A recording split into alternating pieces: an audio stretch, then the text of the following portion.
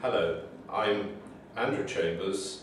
It's my privilege to have the responsibility of facilitating the training day on the new UK Corporate Governance Code. A huge amount has been happening in the field of corporate governance over the last 2 years or so. And many people have said that corporate governance failed. Certainly it failed to prevent the global financial crisis which we have been living through, though arguably the root causes of that crisis were not altogether to do with corporate governance. And so it's not surprising that legislators and regulators have turned their attention to enhancing the quality of corporate governance, not just in the UK, but across the world. And in particular, we in the UK have seen the publication in May 2010 of the final version of the 2010 Corporate Governance Code. We no longer use the phrase combined code, it's called the UK Corporate Governance Code.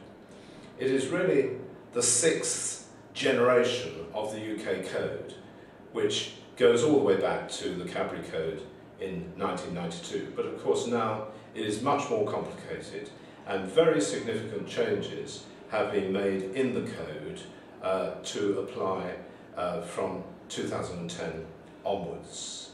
Now the code is targeted primarily at listed companies, but many other entities that are not listed companies voluntarily choose to observe the code.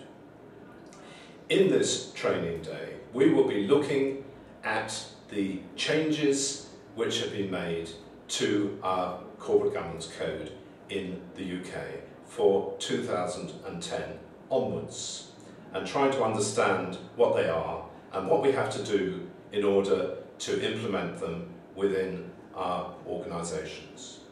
But there are lots of other consequential changes which are being made roughly at the same time. The Financial Reporting Council has asked ICSA to look again at the Higgs report on the role of the non-executive director, and that review is now in train. Prior to the finalisation of the 2010 Corporate Governance Code, we had the final version in November 2009 of the Walker Review on corporate governance in large banks and other large financial institutions. And lots of his recommendations have been incorporated into the 2010 Code.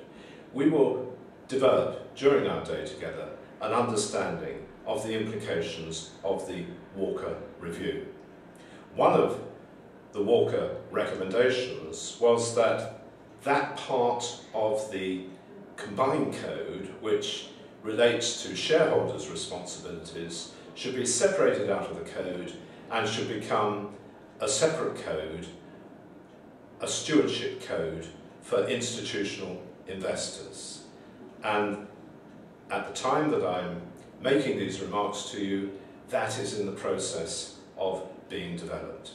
And then there are reviews underway of the Smith report and also of the Turnbull report, and I will be trying to give you an understanding of the likely changes which we can expect in those, or the changes which maybe have been made by the time you listen to this short video. Of course, the Smith report is an interpretation of the Corporate Governance Code insofar as it relates to audit committees, and the Turnbull report is an interpretation of the code insofar as it relates to internal control and risk management.